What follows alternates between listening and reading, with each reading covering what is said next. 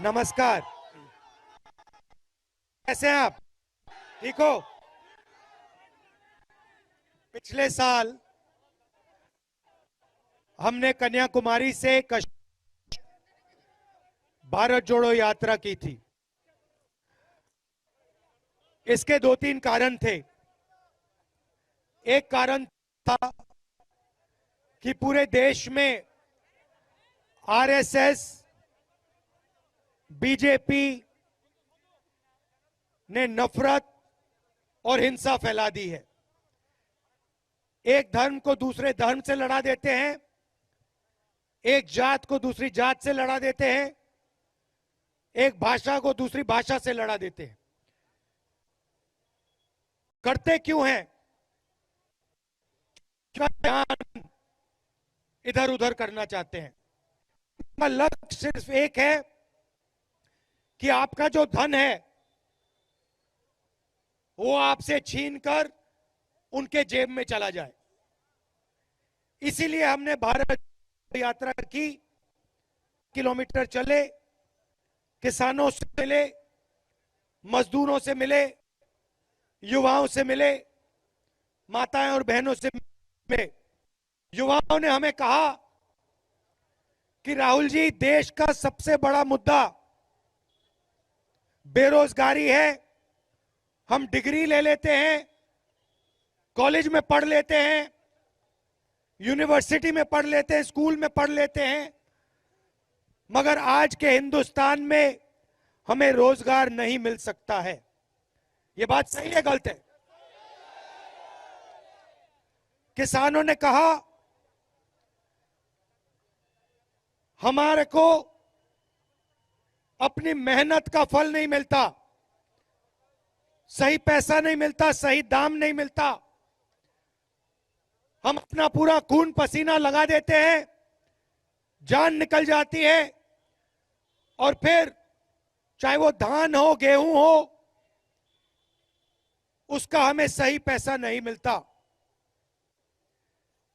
ये हमने मुद्दे भारत जोड़ो यात्रा में कन्याकुमारी से कश्मीर तक उठाए। महंगाई का मुद्दा उठाया तो लोगों ने हमें कहा कि देखिए, आप कश्मीर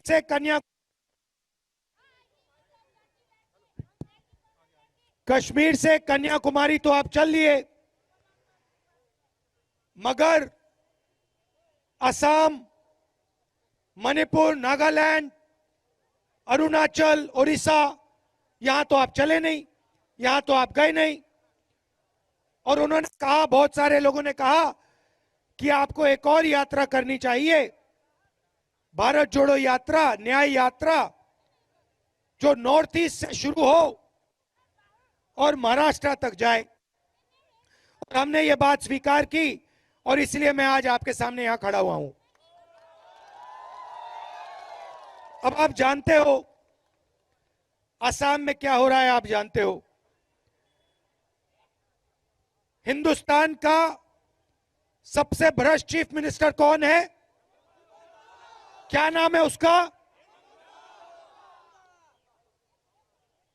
तो पूरा देश जानता है, पूरा असम जानता है कि आपके चीफ मिनिस्टर और उनका पूरा परिवार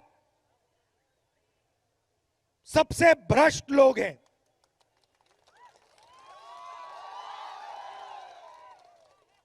अब ये सोचते हैं कि लोगों को डराकर, धमकाकर उनको दबा देंगे। जैसे यात्रा में कभी हमारा परमिशन काट देते हैं, कभी लोगों को आने नहीं देते हैं, कभी हमारे झंडे जला देते हैं, हमारी होर्डिंग्स गिरा देते हैं, मगर इनको बात समझ नहीं आ रही है। ये यात्रा राहुल गांधी की यात्रा नहीं है, ये यात्रा असम की जनता की आवाज की यात्रा है। और वो जो भी करना चाहे कर सकते हैं। ना राहुल गांधी, ना असम की जनता आपके चीफ मिनिस्टर से डरते हैं।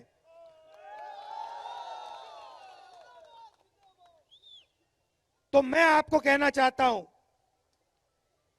कि असम के युवाओं के खिलाफ, किसानों के खिलाफ अन्याय हो रहा है। आप युवा जो हैं, स्कूल जाते हो, कॉलेज जाते हो, यूनिवर्सिटी जाते हो, प्राइवेट कॉलेज में जाते हो, जेब से आप पैसा देते हो, लाखों रुपए लग जाते हैं, और फिर जब आप पास हो जाते हो, फिर आपको पता लगता है कि असम में हमें रोजगार नहीं मिल सकता। सही बात है। किसानों को सही दाम नहीं मिलता। छोटे दुकानदार जो हैं, स्मॉल और मीडियम बिजनेस चलाने वाले लोग जो हैं, उनको नोटबंदी और जीएसटी से मार दिया। नोटबंदी से यहां किसी को फायदा हुआ? जीएसटी से यहां किसी को फायदा हुआ? आप जानते हो जीएसटी से किसको फायदा होता है? हिंदुस्तान के सबसे बड़े 2-3 उद्योगपतियों का फायदा होता है। ये तो पूरी की पूरी सरकार, असम की सरकार एक परिवार के लिए चलाई जा रही है, और देश की सरकार अदानी जी के लिए चलाई जा रही है। और आप देखते रह जा रहे हो, आपको ना रोजगार मिलता है, महंगाई बढ़ती जाती है, किसानों को सही दाम नहीं मिलता। इसलिए हमने ये यात्रा यहां शुरू की है। हम यहां यात्रा में लंबे भाषण नहीं करते हैं। 7 घंटा 8 घंटा हम आपके साथ मिलते हैं।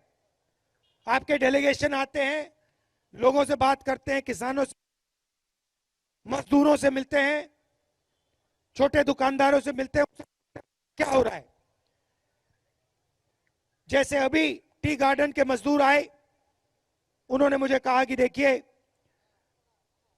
हमें कम पैसा मिलता है, 250 रुपए तक मिलते हैं, एम्बुलेंस तक नहीं है, एम्बुलेंस में हम बैठते हैं, कंपनी वाले पैसे ले लेते हैं। तो ये मुद्दे यात्रा में हमें बताते हैं, और फिर हम आपके मुद्दों के लिए लड़ाई लड़ते हैं। यह है यात्रा का लक्ष्य। आपने इतना प्यार दिखाया, अपनी पूरी शक्ति आपने इस यात्रा में डाली, हमारी मदद की, प्यार से बात सुनी, इसके लिए मैं आप सबको दिल से धन्यवाद कहना चाहता हूं।